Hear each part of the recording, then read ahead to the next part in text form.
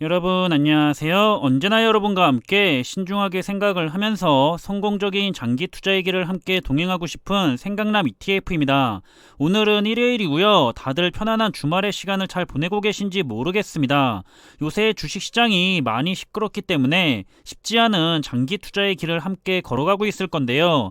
이번에는 한번 4차 산업을 최선두에서 이끌어가고 있는 기업들의 현재 주가 상태를 확인해 보면서 마음을 다잡는 시간을 한번 가져가 보도록 하겠습니다.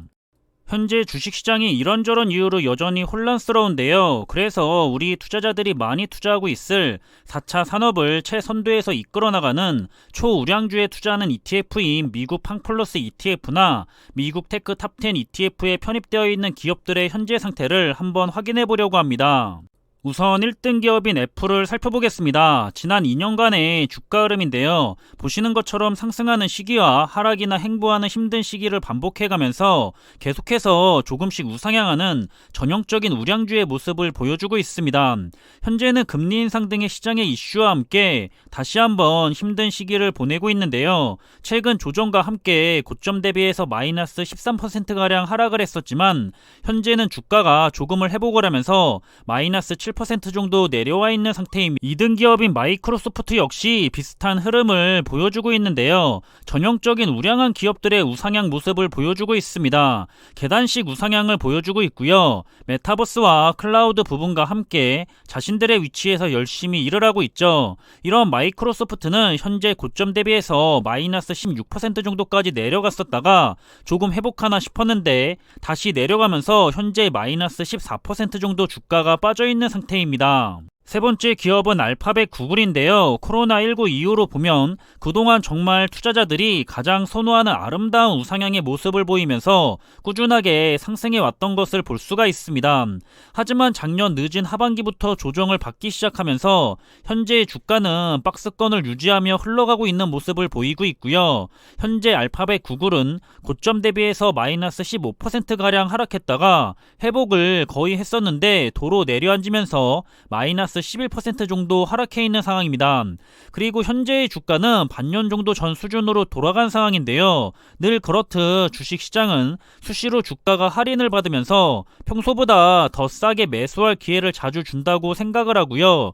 이런 기회를 잡기 위해서 항상 일정 비중의 여유 현금을 확보하고 투자를 하는 게 좋다고 생각을 하는 편입니다. 다음 살펴볼 기업은 아마존닷컴인데요. 많은 분들의 생각과는 다르게 아마존닷컴은 무려 1년 반 이상 주가가 박스권을 벗어나지 못하고 횡보를 오래 하고 있는 모습입니다.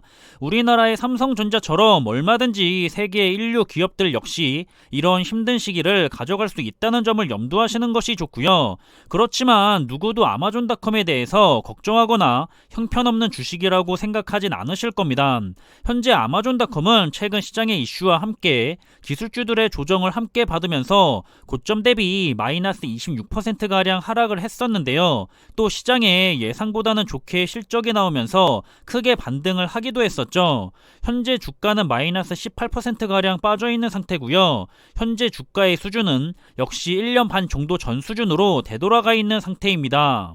다음 살펴볼 기업은 구 페이스북인 메타 플랫폼스인데요. 메타 플랫폼스는 코로나19 이후에 계속해서 승승장구해 오다가 요새 가장 중요한 키워드인 ESG 경영에 타격을 받으면서 우리나라의 카카오와 마찬가지로 주가가 1차적인 폭락을 받았었고요.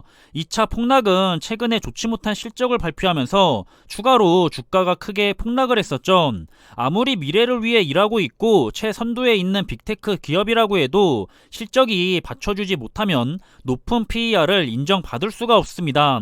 따라서 현재 메타 플랫폼스의 주가는 고점 대비해서 마이너스 42%가량 폭락해 있는 상황이고요. 주가의 상태도 지난 코로나19 폭락 이후에 막 반등을 시작했던 2년 전 수준으로 돌아가 있는 상태입니다. 다음은 항상 말도 많고 탈도 많은 테슬라입니다. 거품 논란에 대해서 항상 말이 많았었는데요. 이제는 실적으로 증명해주고 있기 때문에 거품 논란은 많이 사라졌지만 하지만 여전히 높은 PER로 인해서 시장이 흔들리거나 기업 자체에 이슈가 생기면 레버리지보다도 높은 변동성을 보여주는 정말 투자하기 힘든 종목 중에 하나가 아닐까 싶습니다. 현재는 좋은 실적이 높은 PER을 인정받으면서 나름 잘 반등하면서 스쳐 지나가고는 있지만 언제든지 이슈가 발생하면 높은 PER을 반납해야 할 수도 있는 위험도가 높은 종목이고요. 현재의 주가는 고점 대비해서 마이너스 30% 정도 내려와 있는 상황이고, 역시나 현재의 주가는 1년 정도의 전의 주가로 되돌아가 있는 걸 볼 수가 있습니다. 다음 살펴볼 기업은 현재 4차 산업혁명과 관련해서 가장 큰 수혜를 보는 기업인 엔비디아인데요. 엔비디아 역시 좋기만 하지는 않았습니다. 지나고 보니까 좋았던 거지 한동안 주가가 행보를 이어가자 투자자들에게 행보디아라고 놀림을 받기도 했고요. 그 사이 많은 투자자들이 이탈을 했었는데요. 역시 좋은 성과는 지루하거나 힘든 시기를 잘 버텨내는 인내심이 강한 투자자들에게만 돌아갑니다. 코로나19 이후 최근 조정을 받기 전까지 무려 541%가량 상승을 했고요. 최근에 주가는 조정을 받기 시작하면서 고점 대비 마이너스 28% 정도 내려와 있는 상황입니다. 다음 살펴볼 기업은 우리나라의 오징어 게임과 함께 1년간의 긴 행보장을 마무리하고 드디어 상승을 했었던 넷플릭스인데요. 넷플릭스 역시 지난 1년간 오래 행보를 하면서 미국 테크 탑10 ETF에서 편출이 되기도 하는 등 큰 고난을 겪었었습니다. 그리고 드디어 빛을 좀 보려나 했는데 시장의 조정과 함께 좋지 못한 실적까지 겹치면서 주가가 폭락을 했고요. 현재 주가는 고점 대비해서 마이너스 43% 정도 내려앉은 상황이고, 현재의 주가는 역시나 코로나19 폭락장 이후에 반등을 시작했던 2년 전의 주가로 되돌아간 상황이라는 걸 볼 수가 있습니다. 다음은 중국 기업인 바이두와 알리바바인데요. 우선 바이두는 현재 차이나 리스크와 함께 여전히 힘든 모습이고요. 주가는 고점 대비해서 마이너스 53% 정도 내려와 있고, 현재 주가는 약 1년 전의 주가 상태만큼 빠져있는 상황입니다. 그리고 알리바바 역시 현재 주가는 고점 대비해서 마이너스 61% 정도 내려와 있고요. 지금의 주가는 무려 5년 전의 주가 상태로 되돌아와 있는 상태입니다. 중국 정부의 빅테크 기업에 대한 제재가 풀려야 투자자들의 투자 심리가 살아날 텐데요. 과연 그 시기가 언제가 될지 모르겠고요. 중국 기업에 대해서 개별 기업에게 투자를 하시는 분들은 항상 이런 차이나 리스크를 염두하고 감당할 자신이 있을 때만 투자를 하시길 바라겠습니다. 다음은 미국 테크 탑10 ETF에서 남아있는 3개의 기업인 어도비와 컴캐스트 그리고 페이팔을 살펴보려고 하는데요. 우선 어도비입니다. 어도비는 현재 고점 대비해서 마이너스 31% 정도 내려가 있고요. 현재의 주가는 역시나 약 1년 반 전의 수준으로 되돌아가 있는 걸 볼 수가 있습니다. 컴캐스트 역시 현재 고점 대비해서 마이너스 23%가량 내려와 있고요. 현재의 주가는 역시나 약 1년 전의 주가 상태만큼 빠져 있습니다. 마지막으로 페이팔은 현재 가장 심각하게 빠져 있습니다. 현재의 주가는 고점 대비해서 마이너스 63%가 빠져 있고요. 지금의 주가는 역시나 코로나19로 폭락장을 받은 후에 반등을 시작한 약 2년 전의 주가 상태로 돌아가 있는 상황입니다. 따라서 2월 11일 종가 기준으로 해서 4차 산업을 이끌어가고 있는 초우량 기술주 기업들을 편입한 미국 팡플러스 ETF와 미국 테크 탑10 ETF의 고점 대비 하락률의 평균은 미국 팡플러스 ETF가 마이너스 30% 정도 되고요. 미국 테크 탑10 ETF는 마이너스 27% 정도 되는 것 같습니다. 그리고 이 중에서 현재 가장 많이 하락해 있는 종목은 의외로 중국 기업이 아니라 바로 페이팔이 마이너스 63%로 가장 많이 하락한 상태의 종목이 되겠고요. 그리고 확실히 애플이나 마이크로소프트, 알파벳, 구글 등 더 안정적인 우량한 기업들은 하락폭이 낮은 것 같고, 반대로 조금은 아래서 열심히 성장하고 있는 기업들은 변동성이 상대적으로 더 크게 보이는 것 같습니다. 이렇게 우량주 중에 우량주인 초우량주 기업들도 실적에 따라서 이렇게 일시적인 변동성이 매우 크게 발생을 하기도 하는데요. 그렇기 때문에 변동성에 취약하거나 어느 기업이 승자가 될지 모르겠다 하는 경우에는 그저 가장 우량한 기업들에게 분산 투자를 하면서 그 평균을 가져가는 것이 마음 편한 투자가 될 것 같습니다. 지금 보시는 표도 지난 2월 11일 금요일 종가 기준으로 해서 국내에 상장된 투자자분들이 아마 투자를 많이 하고 계실 대표적인 해외 추종 ETF들만 추려서 성과를 가져왔는데요.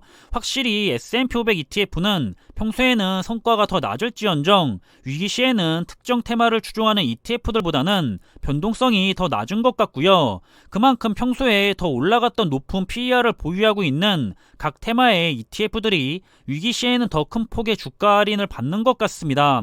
마찬가지로 변동성에 취약하거나 그저 항상 마음 편한 투자를 원한다면 S&P 500이나 나스닥 100을 통해서 투자를 하는 것이 현명해 보이고요. 그리고 미국 테크 탑10 ETF는 초우량 기업들에게 더 비중이 몰린 만큼 평소에는 성과도 좋고 위기 시에도 방어에도 좋은 모습을 보이는 것 같고요. 반도체 ETF들도 괜찮게 보입니다. 지금 현재 가장 많이 힘든 시기를 보내고 있는 테마 ETF는 역시나 2차전지와 관련된 종목들이 지난 2년간 크게 올랐던 주가에 대한 할인을 가장 크게 받고 있는 것이 아닐까 생각이 되고요. 모쪼록 이와 관련된 투자를 하시는 투자자분들은 절대로 지치시면 안 되고요. 이 시기를 슬기롭게 헤쳐나가시길 응원하겠습니다. 언제나 큰 하락장에서는 오히려 더 열심히 매수를 해야 된다는 사실을 우리는 웬만큼은 들어서 다들 머릿속으로는 알고 있을 거라 생각이 되는데요. 하지만 실제로 이런 시장의 위기가 왔을 때 열심히 분할 매수로 수량을 모아나가시는 분들은 사실 별로 없습니다. 대부분은 시장을 빠져나가려고 하는 편이고요. 또는 무서워서 추가 매수를 못하고 있거나 이런저런 종목들을 살펴보면서 내가 투자 중인 좋은 투자 종목에게 집중을 못하고 다른 종목들을 기웃기웃거리는 경우가 매우 많습니다. 그리고 뒤늦게 상승장이 오면 그때가 기회였는데 아쉽다라며 후회를 하기 일쑤죠. 하지만 현재 인플레이션에 대한 추가 하락이나 전쟁에 대한 우려가 남아있기 때문에 너무 적극적인 매수보다는 소량을 담아가면서 시장의 흐름을 보며 적절한 분할 매수를 하시는 것을 권해드리고 싶은 마음입니다. 이번에 준비한 내용은 여기서 마무리하겠습니다. 주말에 시간 동안 편안하게 재충전하셨는지 모르겠는데요. 모쪼록 남은 시간도 즐겁고 행복한 시간으로 마무리하시길 바라겠고요. 앞으로도 함께 계속해서 좋은 정보를 나누면서 모두가 성토할 수 있기를 바라겠습니다. 항상 준비한 내용들이 여러분들과 함께 투자하는 데 있어서 많은 참고가 될 수 있는 그런 좋은 영상이 되기를 바라고 있고요. 심리적으로도 그리고 좋은 정보로도 도움이 되었으면 좋겠습니다. 그럼 영상이 도움이 되셨다면 구독과 좋아요 부탁드리고요. 저는 다음에 더 좋은 정보들로 찾아뵙겠습니다. 감사합니다.